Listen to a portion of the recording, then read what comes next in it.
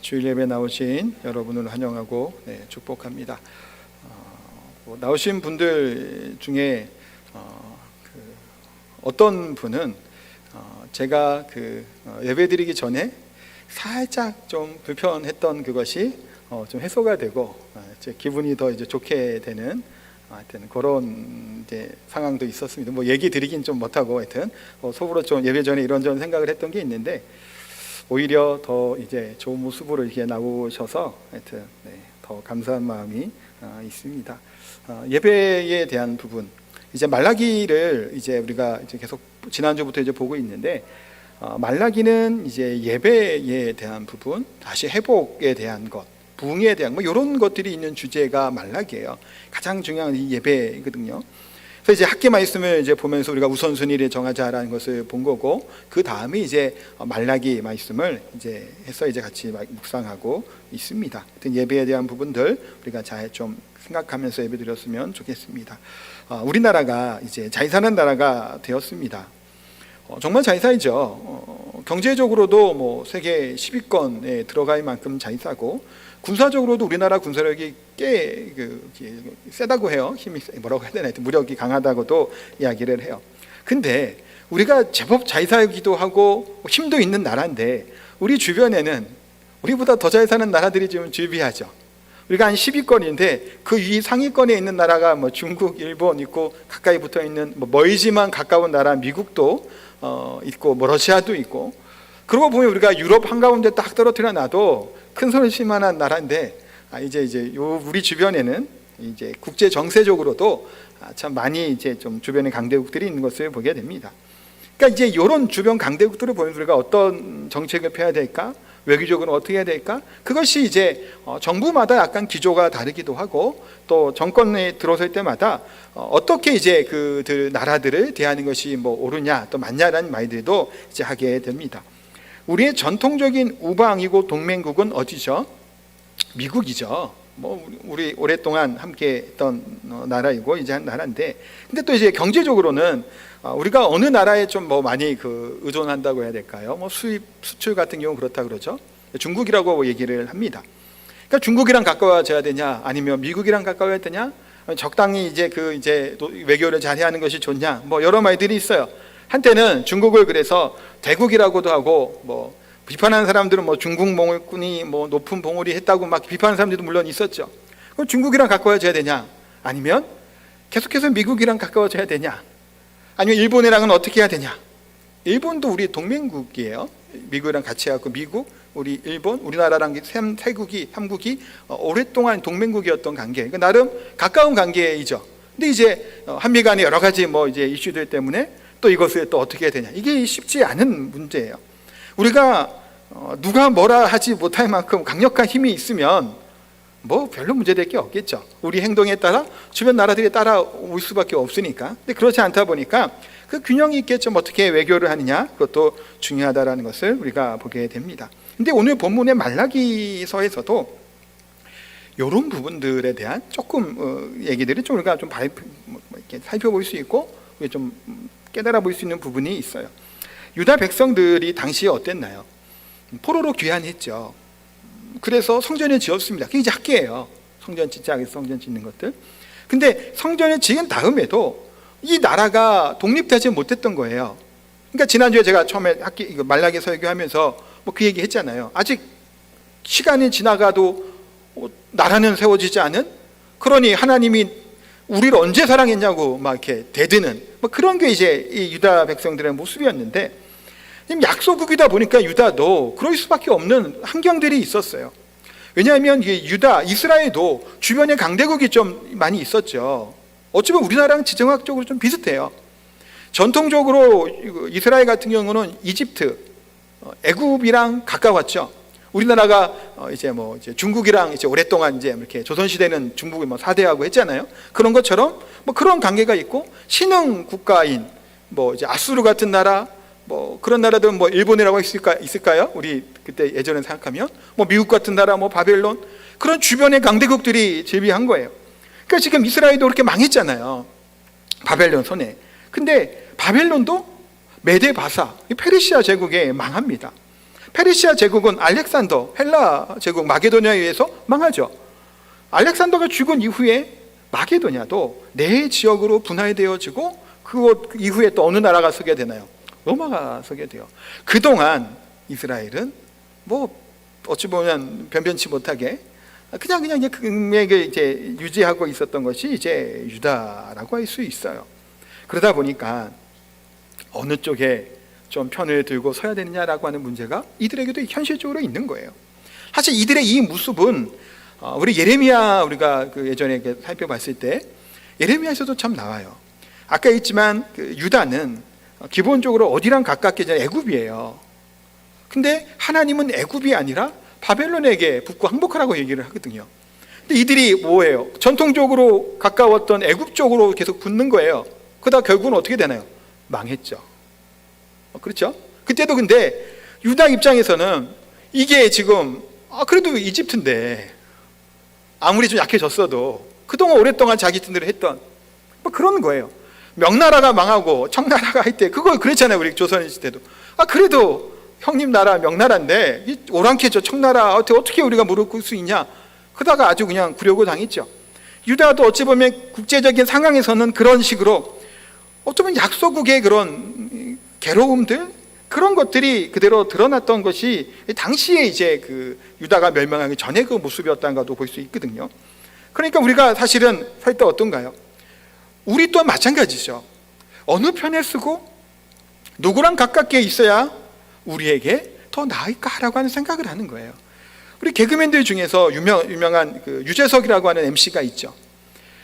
그 개그맨들이나 그 사람들이 예능에 나와서 우스갯소리로 막 얘기하는 게 있잖아요. 자기는 뭐 유재석 라인이다. 예전에 뭐 강호동 라인이니 뭐 그런 얘기들을 했단 말이에요. 왜 그런 얘기를 할까요? 그 라인에 쓰면 그 사람이 친해지면 한 번 더 나올 기회가 사실 생기죠. 잘 보세요. 예능에 보면 그 유재석이나 뭐 가운데 그런 사람들 중심에 비슷한 사람들이 포진이 돼요. 가까운 사람들이. 그리고 나영석 PD가 뭐 히트를 많이 쳤잖아요. 그 예능에도 보면 나영석 PD가 좋아하는 그 캐릭터들이 있단 말이에요.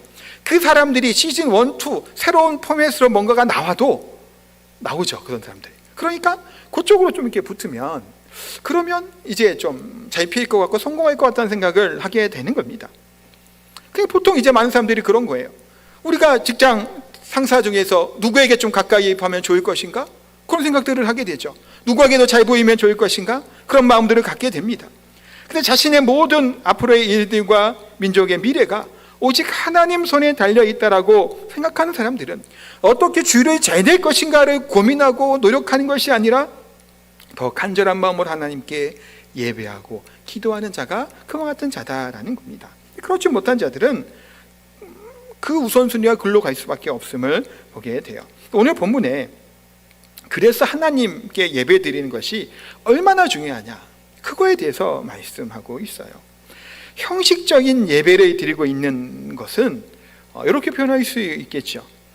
부실공사와 같다라고 얘기할 수 있어요.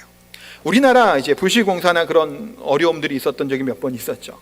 과거에 삼풍백화점 다 기억하실 거예요. 그 다음에 그 후에 성수대교. 최근에는 뭐가 있었나요? 광주 현대아파트가 건설 아직 짓지도 않았는데 도중에 이제 붕괴되는 일까지 벌어지게 됩니다.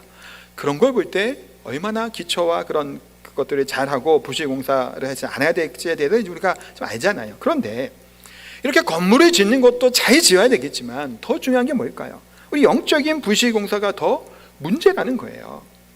한국교회가 많이 성장하고 부흥했죠. 숫자도 많고 성도들도 많아요.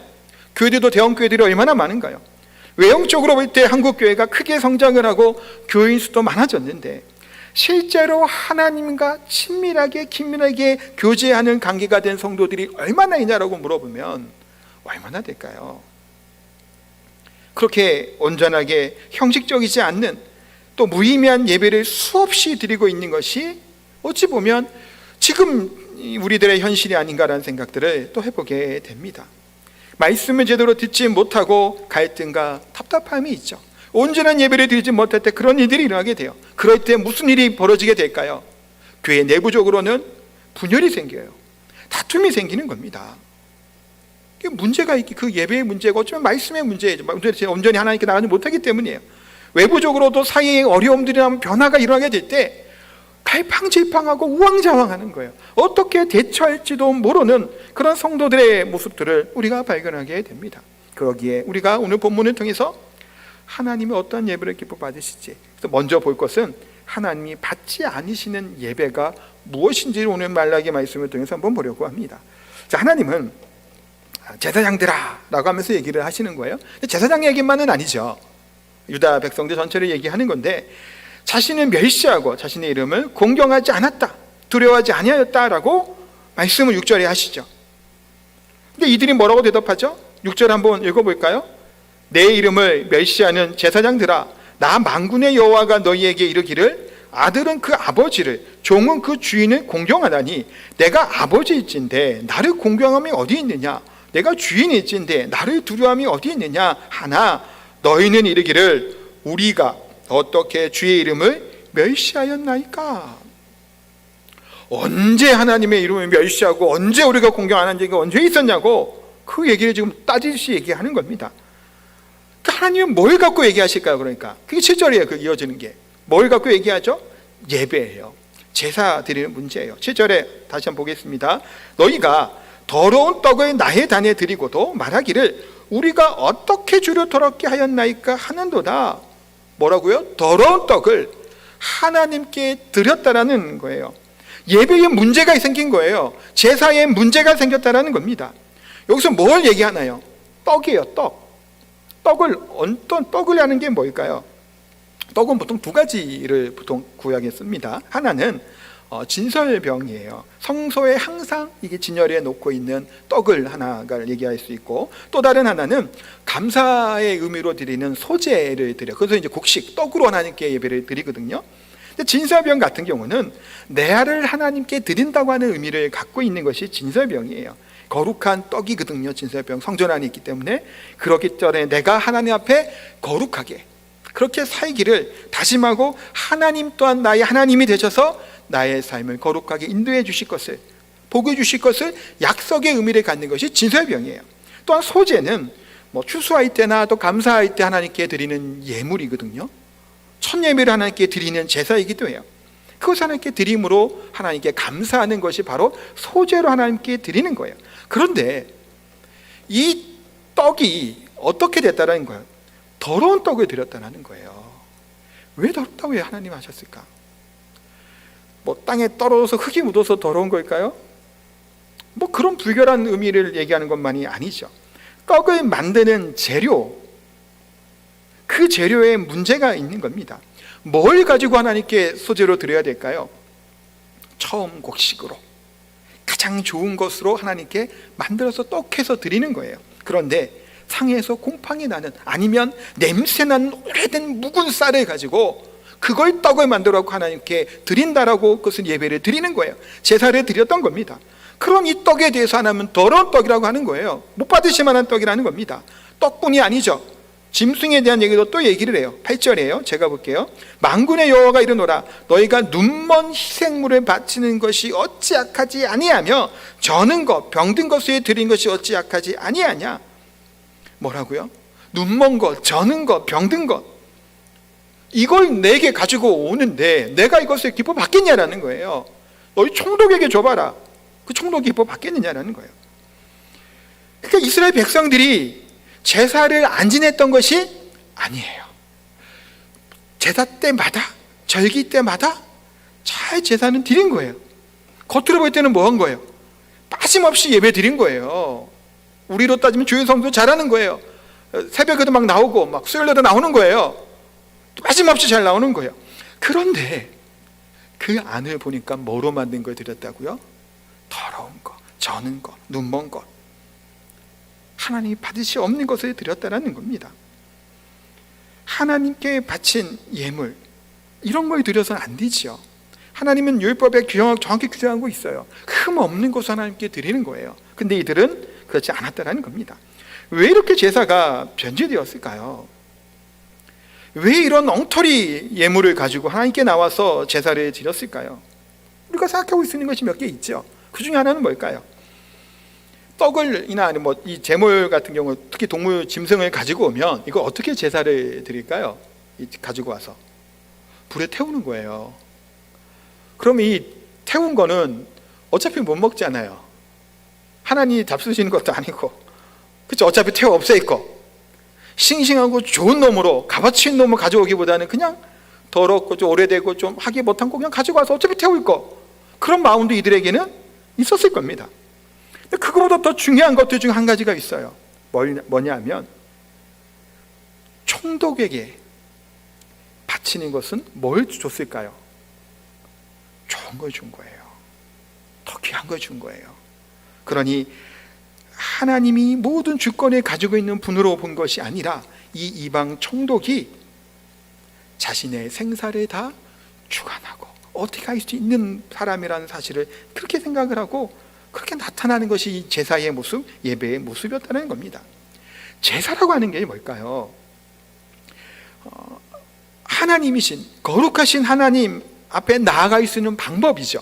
근데 이 제사의 방법을 누가 제정해 주셨을까요? 하나님이에요. 인간이 인간의 편의에 맞춰서 이러이러 하겠다고 하는 게 아니라 하나님이 하라는 대로 하는 거예요. 왜냐하면 하나님은 의로우시고 거룩하신 분이시죠. 모든 더러운 것들은 함께하지 못하는 분이에요. 그런데 하나님께서 이 죄인인 우리들이 제사라고 하는 방법을 통해서 하나님께 나아가면, 예물을 드리고 제사를 드리면 죄 없는 사람으로 우리를 모여주시는, 여겨주시는 거예요. 여전히 죄인이지만. 그래서 하나님 우리를 만나주시겠다고 말씀해 주시는 거예요. 그러기에 하나님께 예배할 때는 그와 같이 첫 열매를 가지고 정성을 다하고 하나님의 그 은혜를, 하나님의 긍휼하심을 기대하는 마음으로 나아가는 것이 제사이고 예배였다는 거예요. 근데 이들은 그와 같은 예배를 드리지 않았던 거예요. 또 제사장의 가장 중요한 역할 중 하나가 뭐였을까요? 백성이 하나님의 은혜 가운데 예배할 수 있도록 돕는 거죠. 근데 백성들이 뭘 가지고 온 거예요? 눈먼 것, 저는 것, 더러운 것을 가지고 왔어요. 그때 제사장이 뭐 해야 될까요? 책망을 해야 되는 거예요. 이런 거 가져오면 하나님이 오히려 화를 내실 것이다, 저주를 받을 것이라고 책망해야 돼요. 근데 제사장들이 그렇게 안 한 겁니다. 그러니까 오늘 제사장들아 라고 얘기하면 제사장들이 책망하는 거예요. 1차적으로 제사장이 책망하고 유다 백성들이 책망하는 거예요. 왜 이들이, 제사장들이 이런 행위를 할까요? 하나님을 두려워했다면 이와 같이 잘못된 제물을 가지고 오는 것을 받지 말았어야 되죠. 근데 제사장들 또한 그것을 받아들인 거예요. 왜 이런 일이 생겼을까요? 이런 경우 생각해 볼 수 있을 겁니다. 어떤 사람이 부정한 방법으로 예물을 가지고 하나님께 헌금을 하든가 헌물을 해요. 그런데 성전에 필요한 것들이 참 많아요. 수리할 것도 있고 이것저것 보수할 것이 많아요. 돈이 필요하단 말이에요. 또한 양식이 부족해서 제사장들이 지금 굶는 제사장들이 막 생기는 거예요. 레위인도 못 먹고. 그런데 그런 부정한 예물을 가지고 왔단 말이에요. 이걸 어떻게 해야 될까요? 그러면 물리쳐야 되죠. 사실은 하나님 앞에 아닌 것은. 그런데 그냥 받은 거예요. 그리고 제사를 드리고 축복해주고 보낸 거예요. 당장 필요한 것들이 있으니 그거에 맞게 그들이 했던 겁니다. 그래 제사장들뿐만이 아니라 일반 백성들도 하나님이 어떠한 분인지, 크고 두려우신 하나님이라는 사실을 깨닫지 못하고 하나님이 복만 주시는 분인가요? 아니죠. 징계하시기도 하시는 분이에요. 유다가 어떻게 해서 망했나요? 완전히 망해버렸잖아요. 성전은 불살라지고 무너져버리고, 그것을 이들이 깨닫지 못하고 이와 같이 그냥 예배를 드리고 가식적인 위선적인 예배, 눈에 보이는 그런 예배의 모습으로 하나님께 제사를 드렸다라는 겁니다. 이것을 하나님 앞에 용납되지 않은 것을 이들이 행했던 거예요. 이들은 많은 제사를 드리는 것, 그걸로 된 걸로 생각을 했겠죠. 그러나 하나님은 깨끗한 양심으로 정결한 마음으로 하나님께 나아가는 자를 기뻐 받으시죠. 죄를 지었으면 죄를 지었다고 나가는 거예요. 또한 말씀을 하지 못했다면, 내가 말씀을 하지 못했으면 하나님께 고하는 거예요. 그 상한 심령으로, 애통하는 심령으로 하나님께 나아갈 때 이 예배를, 이 제물을 하나님이 기뻐 받아주시죠. 근데 이들은 어떻게 한 거예요? 그런데 성의가 있지, 이 정도 했으면 내 형편 다 아시고 그러신 거 아니겠냐, 대충 그냥 한 거예요. 이 정도 그래도 여러 번 반복했으면, 조금 재물은 시원찮았어도, 떡도 보잘것 없었어도, 그래도 내가 이렇게 몇 번 하고 여러 번 하고 빠지지 않고 그래도 나왔는데 하나님이 복 주시지 않겠느냐라는 거예요. 하나님이 장사꾼인가요? 상인이에요? 이런 마음으로 하나님께 나아가는 거 하나님이 기뻐 받으시겠냐라는 거예요. 하나님께 이만큼 줬으니까 하나님 나에게 줘야 된다고 하는 자세로 나아가는 이들의 예배를 하나님이 기뻐 받으시겠냐라는 거예요. 하나님은 그렇게 거래하시는 분이 아니에요. 세상 모든 것이 다 하나님 것이죠. 그까짓 것 좀 태워갖고 하나님께 드리는 게 그거 하나님한테 뭔 의미가 있겠냐라는 거예요. 모든 것이 다 하나님 것인데, 그러기에 우리가 하나님 앞에 이와 같은 거래하듯이 뭔가를 주고받듯이 이와 같은 데서 하나님께 나가서는 안 된다라는 거예요. 기도할 때나 예배 드릴 때나 헌금을 드릴 때도 내 성의를 봐서라도 성의를 드렸으니 그만큼 나에게도 복을 주셔야 된다고 하는 자세로 하나님께 나아가서는 안 되는 거예요. 우리 기독교는 중언부언하지 않아요. 주문해 오는 걸 얘기하는 거예요. 중원주 여러 번 반복해서 정성을 드리고 비나이다 뭐 떠놓고 하잖아요. 그런 거 갖고 하나님이 해주시고 하는 부류가 아닌 게 아니란 말이에요. 근데 때로는 이방신들처럼 뭔가를 애를 쓰고 노력을 해서 뭔가를 하나님께 드렸으니 그만한 것을 주셔야 맞다고 여기는 것이 우리의 잘못된 생각이 그 가운데 들어가 있죠. 유다 백성들도 또한 그렇게 한 거예요. 그냥 예배 횟수만 채우는 거예요. 그냥 형식적인 예배죠. 우리 또한 어떻게 예배드릴 때 나아가야 될까요? 나는 예배가 아니면, 하나님이 아니면 살 수 없는 존재라고 하는 사실을 하나님께 인정하는 것이죠. 형식적인 예배가 아니라 진정으로 나아가고 좀 하나님만 아니면 살 수 없다고 하는 그런 갈급한 심령으로 나아가는 내 마음과 중심을 받으시는 하나님이라는 사실을 믿음으로 고백하고 하나님께 나아가는 예배 드릴 때 그 마음으로 하나님이 예배를 받으시죠. 상한 마음을 기뻐하시는 하나님이에요. 부대끼고 상처받고 하는 마음을 가지고 제 가운데 썩어 있는 불패했던 이 마음을 가지고 하나님께 나아가는 거예요. 이 마음 있는 모습 그대로 내 모든 것을 하나님께 드리는 마음으로 나아가는 거예요. 부끄럽고 창피하지만 그러나 이것 또한 받아주실 하나님을 믿음으로 나아가는 겁니다. 이것이 우리의 삶의 예배고 우리의 예배의 자세죠. 헌금을 드리는 것도 마찬가지죠. 모든 것이 다 하나님 것이고 내게 있는 모든 소유가 다 하나님 것인데, 그러나 이 땅에 우리가 살다 보면 필요하잖아요. 그러니 내 일부만 하나님께 드리는 마음으로, 감사의 마음으로 모든 것이 하나님께 있음을 고백하고 인정하는 행위 중에 하나가 뭐라고요? 헌금을 드리는 거예요. 재정 또한 하나님 거다. 그게 그 헌금을 드리는 자세의 모습이죠. 내가 헌물이 되는 거예요. 내가 참 헌금통에 들어갈 만한 사람이라는 고백이 바로 그와 같이 드리는 자의 모습이라는 겁니다.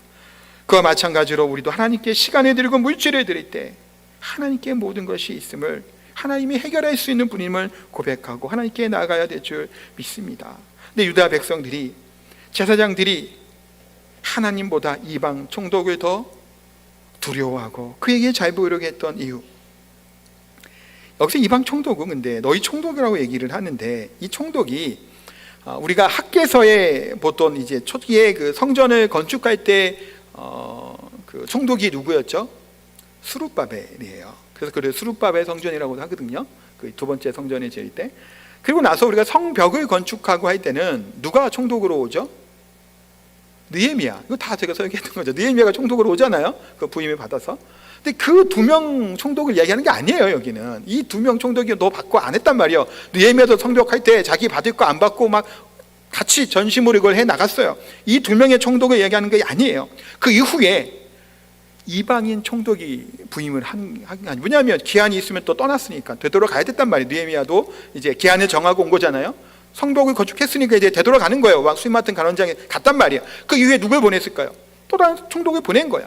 그 총독에게 뭐를 하는 거예요? 우리가 추측해 볼 수 있는 거죠. 그에게 바칠 게 있죠. 왜냐하면 당연히 바쳐야 되니까 세금 하나 줘. 좋은 것들을 줘야지 총독이 기뻐 받겠죠. 그 좋은 걸 주는 거예요. 또한 이것은 우리가 또 먹고 살고 자식도 줘야 되겠죠. 그러니까 좋은 것도 우리가 먼저 갖는 거예요. 그렇게 우선순위가 총독에게도 주고 우리가 먹고 마시고 하다 보니까 뭐가 남아요? 형편없는 게 남은 거예요. 더럽고 절고 뭐 피부병 있고 먹지 못할 만한 게 남은 거예요. 우리가 입대기는 못하는. 그거 그냥 하나님께 드리는 거예요. 못 먹을 것 같은 거, 전염병도 걸린 거, 하나님 부정을 안 받는 거, 다 이것저것 다 빼고 총독에게 주고 뭐고 하는 거 나한테 주는 거예요. 그러니까 이들의 중심 뭐가 있는 거예요? 이방이 총독이, 이들의 총독이 자신들의 성사 모든 것을 주관할 자라고 생각했던 이들의 모습들인 거죠. 하나님이 주관하시는 분임에도 불구하고 이들은 그렇게 여겼던 겁니다. 하나님보다 이방 종족이 더 실수라고 생각하는 것, 자신의 삶에 중요한 것들이 더 우선이라 생각했던 이들의 모습들, 그런 우선순위가 문제가 되니 이들이 드리는 예물과 제물은 더러운 것이 되고 눈먼 것, 하나님이 받지 못할 것이 되었던 것을 보게 됩니다. 우리가 오늘날 혼란스러운 시대를 살아가죠. 아까도 우리나라가 어디랑 가까워 있는 그런 생각도 했지만, 이럴 때 우리의 삶의 안전함을, 우리를 도우실 분은 누구에게 있냐라는 거예요. 하나님께 있음을 우리가 고백해야 되죠. 이런 고백을 함에도 불구하고 실제로 삶에서는 전혀 하나님이 우리의 피난처시고 우리의 힘이 되신다지 못하게 살 때가 얼마나 많냐라는 거예요. 말로는 그렇게 고백을 하는데 실제로 현장에서 맞닥뜨리게 될 때 눈에 보이는 것을 쫓을 때가 우리 또한 많은 것들을 보게 됩니다. 그러기에 영적인 기초가 바로 서 있어야 돼요. 하나님 중심, 하나님 우선이 되는 기초가 세워져 있어야 될 줄 믿습니다. 두 번째는 하나님의 반응이에요. 이들이 이렇게 현실을 살아가면서 총독에게도 하고 자기네들이 먹을 것을 하면서 하나님께 그냥 구질구질한 걸 드렸단 말이에요. 거기서 하나님 뭐라고 얘기하시나요? 9절 10절이요. 제가 읽을게요. 만군의 여호와가 이르노라, 너희는 나 하나님께 은혜를 구하면서 우리를 불쌍히 여겨서서 하여 보라. 너희가 이같이 행하였으니 내가 너희 중에 하나인데 받겠느냐? 만군의 여호와가 이르노라, 너희가 내 제단 위에 헛되이 불사르지 못하게 하기 위해서 너희 중에 성전문을 닫을 자가 있었으면 좋겠도다. 내가 너희를 기뻐하지 아니하며 너희가 손으로 드리는 것을 받지도 아니하리라. 하나님 뭐라고 하냐? 안 받겠다라는 거예요. 또 뭐라고 얘기해? 문을 닫았으면 좋겠대요. 더 이상 제사 못 지내게. 하나님은 그만큼 지금 이거는 불쾌하신 거예요. 지금 굉장히 이제 그냥 이게 뭐 기분 나쁜 정도가 아니라, 아니 성전의 문을 닫고 제사가 안 지내게 되는 건 이건 있을 수 없는 일이거든요. 이들의 유다 백성들에게는. 근데 이거 자체를 먹게 하고 싶다라는 거야. 문을 닫게 하고 싶다라는 거야. 그래서 어떤 목사님들이 이런 얘기를 하시기도 하더라고요. 코로나의 문제가 무엇이었냐, 이것을 가지고 얘기하기도 해요. 교회가 문이 강제적으로 막 닫히는 일이 생겼죠. 왜 이런 일이 생겼을까? 왜 교회에 나오지 못하게 됐을까? 하나님이 받지 아니하는 예배를 우리가 드려줄 수 있다는 거예요. 그렇게 우리가 돌아볼 필요가 있는 거예요. 아예 문을 닫아버리고 싶다고 말씀하시잖아요. 못 받을 만한 예배, 더러운 것들을 가지고 나왔던 예배, 하나님이 그렇게 말씀하시는 겁니다. 이들에게는 이런 생각을 했겠죠. 그래도 바치는 게 낫지 않겠냐? 그래도 제물을 드리는 게 낫지 않겠냐? 제물의 횟수나 이 제사의 횟수는 그대로 채우면 그래도 하나님이 나에게 복을 주지 않겠냐? 그러니까 여기서 뭐라는 거예요? 우리를 불쌍히 여겨서 하여보라. 그런 마음으로 나아간 거, 그런 말들을 한 거예요. 그래도 뭐라도 했으니까. 근데 하나님 뭐라고 얘기해 주죠? 아니라는 거예요. 내가 기뻐하지 않는다라는 겁니다. 이거 받지 않겠다라는 거예요. 하나님은 유다 백성들을 얼마나 사랑하셨나요? 눈동자와 같이 사랑하신다고 말씀하셨죠. 자기 독생자 예수 그리스도를 보내시기까지 우리들을 사랑하시는 것이 하나님의 사랑이에요. 가장 소중한 것을 주실 만큼 사랑하시는데, 그럼에도 불구하고 이 유다 백성들은 양다리를 걸쳐요. 그것도 우선순위에서 밀리는 양다리예요. 이쪽을 더 중심에 두고 하나님께는 안 건드리면 조금 뭐 하니까 찝찝하니까 살짝 발 얹어놓고 있는 거예요. 그게 이들의 모습이었다는 겁니다. 이방 종족과 하나님, 이 세상과 하나님을 양쪽 다리를 걸치고 살았던 것이 이들의 모습이죠. 그러나 하나님은 그런 것을 싫어하시죠. 어떤 상황에서도 하나님은 하나님 한 분만을 예배하고 찾고 바라기를 원하시는 것이 하나님이세요. 하나님은 기계적인 것을, 그런 형식적이고 기계적으로 딱 하는 것들 원치 않으세요. 하나님 뭘 원하실까요? 중심이에요. 중심. 하나님과 인간의 생각은 좀 다르죠. 한편 우리가 착각할 때가 있어요. 하나님께 기도를 막 크게 해야, 크게 하는 게 나쁘다는 얘기 아니에요. 이거 오해하지 마세요. 크게 하면 좋아요. 크게 해야 잘 들으실 거라고 생각을 할 수 있죠. 하나님은 아니에요. 길게 기도해야 하나님이 기뻐 받으실 거라고 생각을 해요, 우리는. 근데 하나님은 길게 하지 않고 짧게 해도 중심으로 전심에 대해 기도하면 하나님 그래 들으시는 거예요. 그러니까 이게 길게 하는 게 잘못됐다는 얘기가 아니에요. 길게 하면 좋은 거예요. 큰 소리고 잔잔히 부르짖는 것도 좋은 건데, 제가 하고 싶은 얘기는 그 형식적으로 빠져버리고 외식적으로 빠져버리는 이런 기도의 행위를 뜻해 얘기하는 거예요. 길게 하고 오래 하고 큰 소리로 하고 잘했던 사람이 누군가요? 예수님 시대에 바리새인들이에요. 독사의 자식들아, 독사의 자식으로 책망을 하시는 거예요. 그들을 그렇게 길게 하고 금식도 하고 그렇게 경건한처럼 보이는 그들인데 하나님은 그들을 받지 않으셨어요. 그들의 기도를. 기도문이 짧고 제대로 기도도 못하고 함에도 불구하고 주여 나는 죄인이로소이다는 세리들의 기도를 들으시는 거예요. 하나님은 의인을 부르러 온 것이 아니라고 말씀하시죠. 죄인을 부르러 오셨다는 거예요. 우리의 생각과 우리의 관점으로는 뭔가를 더 이렇게 뭘 해야만 하나님께 받을 걸 생각을 한단 말이에요. 그러니까 떡의 숫자를 채우고 양이나 짐승의 숫자를 채우는 것이 중요한 게 아니에요. 혹 하나님 앞에 정말 우리 형편을 아신 하나님 앞에 전심 마음을 중심에 가지고 청독도에게도 주고 뭐하고 하다 보니까 도저히 우리가 있을 게 없다고, 너무 궁병이 힘들다고, 그렇지만 내가 재물을 제대로 드리지는 못하지만 나를 드리고 내 중심을, 내 마음을 하나님께 정말 간절히 드리고 싶은 마음으로 하나님께 나왔습니다라고 예배하고 기도하는 마음으로 하나님께 제사를 드렸다면 하나님이 이렇게 말씀하셨을까요? 정말 어려운 가운데 하나님께 나아갔다고 그걸 그대로 토로를 하며 기도하며 나아갔다면 하나님이 이렇게 말하실 리가 없죠. 이스라엘 유다 백성들의 반응을 보세요. 우리가 언제 그랬냐 그러잖아요. 언제 그랬냐고. 이들의 마음은 그런 중심이 아니었던 겁니다. 하나님은 과부의 2렙돈을 기뻐 받으셨어요. 많이 드린 사람들보다도 이 과부의 2렙돈이 더 크다라고 받으셨죠. 이게 하나님의 마음인 거예요. 많고 적음의 문제가 아닌 거예요. 그 중심의 마음을 하나님 앞에, 하나님이 뭐 재물이나 돈이나 그거 구해받을 뿐이 아니잖아요. 다 하나님 건데 이게 하나님 거에서 자기가 또 하나님께 준 거잖아요. 그럼 뭐 이게 있어요 이게. 그런데 그 뭐를 원하시는 거예요? 그 중심의 마음을 하나님 원하시죠. 그래서 예배는 생명의 끈이에요. 예배가 훼손되고 타락하며 변질되면 아무리 우리가 뭘 애쓰고 노력한다고 해도 생명력이 생길 수가 없다는 거예요. 껍데기뿐인 신앙, 위선적인 신앙의 모습은 하나님과 우리의 사이를 막죠. 그런 열심으로 하나님께 나아가고 신앙생활을 한다고 하는데 결국에는 뭐가 찾아오게 돼요? 온전한 예배를 드리지 못하면 그런 오히려 영적인 그런 갈급함이 생기고 오히려 영적으로 더 추락하게 되는 것을 보게 됩니다. 하나님께 막힌 담이 생기게 된다는 거예요.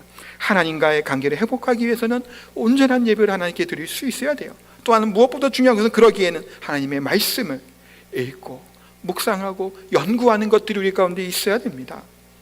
이게 일어나지 아니하면 하나님과의 소통된 관계가 연결이 되지 않아요. 요시야 왕 아시죠? 구약에 요시야 왕이 성전을 수리하다가 두루마리 율법책을 발견합니다. 이 율법책을 발견한 이후에 이 요시야 왕과 제사장들이 다 하나님 앞에 회개하고 회복의 운동을 하게 돼요. 근데 보세요, 요시야 왕이 잘못한 왕이 아니잖아요. 율법책을 발견하기 전에도 제사장도 꽤 괜찮은 제사장이었단 말이에요 당시에. 근데 이들이 나름 열심히 뭔가를 하다가 율법책을 본 다음에 깨닫고 통곡하고 회개하는 게 나아가게 됐던 거예요. 그게 뭔가요? 나름대로 열심히 한다고 했던 것이 율법대로 온전하지 못할 수 있단 말이에요. 이런 행위들과 노력들과 애씀들이 하나님 받으실 만한 아닌 것을 깨달음으로 자신들의 사명들을 돌아보고 회개하고 그런 개혁을 일으켰던 것이 요시야 왕 때에 일었던 그런 개혁 운동이라는 겁니다. 그러기에 우리가 하나님의 말씀을 바로 알아야죠. 하나님의 말씀을 바로 알면 하나님과 우리들을 연결시키고 우리의 관계를 막힌 담을 헐게 되는 것이 바로 하나님의 말씀을 통해 이것이 가능하게 될 줄 믿습니다. 그러기에 우리가 하나님 앞에 나아갈 때 우리의 모습들을, 병든 모습들을, 또 치료해야 될 것들을 내어놓고 예배 시간 앞에 하나님 앞에 다 나아가야 돼요. 하나님의 믿음으로 나아가야 되겠죠. 걱정도 있고 염려도 있어요. 그러나 신실하신 하나님을 내가 믿습니다라고 하는 마음으로 나아가는 거예요.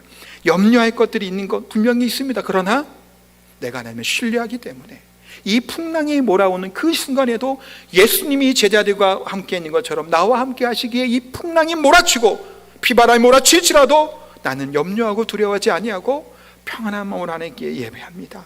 그런 마음으로 하나님께 나아가게 될 때 하나님은 그 예배를 받으시고 하나님의 은혜를 부어주실 줄 믿습니다. 그러기에 우리는 하나님이 기뻐하시는 예배를 드릴 수 있어야 되죠. 그러기 위해서 또 한 가지 볼 것은 나 자신을 돌아볼 수 있어야 돼요.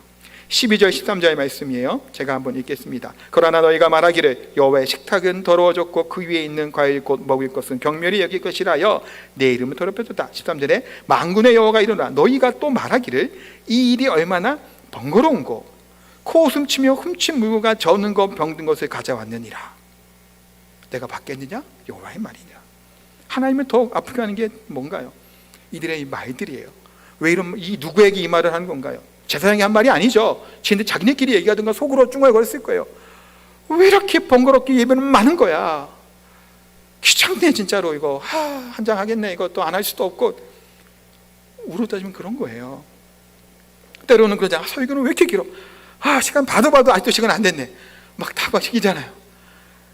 저 사람은 왜 이렇게 기도를 해? 큰 소리 막 하는 사람 기도 막 하는 것도 걸그치고 같이 않고 막 때로는 그러기도 하는 거예요. 그러니까 유다 백성 상태가 뭔가요? 지금 막 하나님에 대한 변화가 있지 아니한 가운데 억지로 등 떨려 넣은 사람들 같이 지금 예배를 드린 거예요. 우리 애들 막 어쨌든 막 보내잖아. 예배 드리라고 돈 줘서 보내면 애들이 뭐 어떻게 반응할까요? 속으로 예배는 왜 이렇게 자꾸 매주 있는 거야? 진짜 지금 좀 자야 되는데 자꾸 일어나라 그러고 뭐 놀아야 되는데 뭐 하라고 막 그럴 거 아니에요. 도대체 누가 예배를 만들어 갖고 지금 이러냐고, 지금 예배 드리고 힘들게 하냐고 생각을 누가 해요? 믿음 없을 때 어린 시절에 애들이 하죠. 우리의 신앙의 때로는 뭐예요? 어쩔 수 없이 막 나오는데 예배 시간은 길고 설교는 듣기 지루하고 졸리기는 하고 피곤은 하는데 안 나올 수는 없겠고, 때로는 우리가 그런 마음으로 나오죠. 저도 가능하면 예배를 1시간 안에 끝내려고 노력을 해요. 어떨 때는 설교 내용을 좀 많이 준비할 때는 급해요. 지난주에는 또 특성도 하고 보면 시간이 더 좁잖아요. 그럼 막 어쩔 때는 빠르게 막 얘기하기도 하고 급하긴 한데 가능하면 시간 좀 지키려고 해요. 왜냐하면 1시간이 넘어가면 요즘 현대인들은 많이들 지루해하고 힘들어하죠.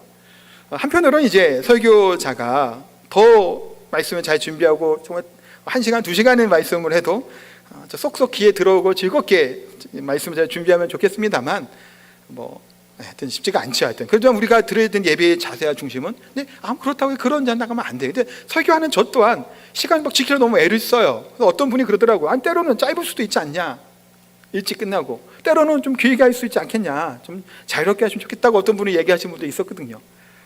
어쨌든 막 급해요. 그래서 지금 말이 막 빨라지고 뒤에는 남았는데 시간은 다 돼가고 지금 54분이거든요 말이 막 빨라지고 결론을 잘 맺어야 되는데 결론은 어쩔 때는 막 흐지부지 맺혀지는 거예요. 그 시간에 끝내드리고 싶어서 막 지루해하지 않겠으면 좋겠던 마음이 들어서 힘들어하지 않았으면 좋겠다는 마음이 들기도 하니까. 그런데 하나님 앞에 설교를 하고 예배를 인도하는 이 목사가 그런 마음으로 예배하면 다 물론 안 되죠. 아까 제사장을 책망하듯이 하나님 앞에 바른 길을 인도해야 될 것이 제사장의 책무고 지금 현대의 목사의 책무죠. 잘못된 것을 가지고 잘못된 신앙을 하고 있을 때 때로는 책망하고 온전히 하나님께 드리스 하는 것이 또한 제가 해야 될 일이라는 사실을 한번 깨닫게 되기도 합니다. 우리들은 그런데 어떤 이와 같이 여러 가지 인간적인 생각과 마음으로 하나님께 그냥 자리만 만졌다 가는 그런 열심과 그런 마음이 없이 그냥 할 때가 참 많다라는 거예요. 그러기 위해서 우리가 하나님 앞에 예배의 회복이 일어나야 되고 정말 정심을 다하고 중심을 다해 하나님께 예배드릴 수 있어야 돼요. 그러기에 앞서서 중요한 것 중 하나는 하나님의 말씀을 붙들으셔야 돼요. 그래서 자꾸 이렇게 말씀 얘기를 여러 번 강조를 하는 겁니다. 말씀이 우리를 움직여가요. 말씀이 우리를 움직여가지 않으면 우리는 기준이 없단 말이에요. 뭘 향해 가요? 우리가 말씀이 없는데 혼자 기도하다가 뭐 본 거 그거 아무 소용없어요. 이상한 쪽으로 가죠. 말씀이 비추어 보일 때 옳아야 옳은 거예요. 그러기에 하나님의 말씀을 가까이 하고 또 설교 시간이 좀 긴 이유도 한편은 그런 것들이 있어요. 종교개혁 이후에 말씀이 중심이 되기 때문이죠. 사랑하는 성도 여러분, 외형적으로 겉으로 보일 때 횟수만 채워가는 거, 그거 하나님 기뻐하시는 게 아니라고 하나님 분명히 말씀하죠. 문을 닫아버리고 싶다고까지 말씀하시는 거예요. 코로나 시기를 보내고 또한 다시금 회복되는 이 가운데 우리가 어떻게 예배를 드리고 있는지를 다시금 돌아보고 하나님이 받으실 예배, 중심과 전심을 다하여 하나님이 기뻐하실 예배로 하나님이 기뻐하는 가운데 나아갈 수 있는, 그래서 모든 문제, 어려움들 또한 하나님이 은혜 안에 예배 가운데 회복되어지는 그 은혜가 있는 저와 성도님 다 되시기를 예수님의 이름으로 축복하고 기도합니다.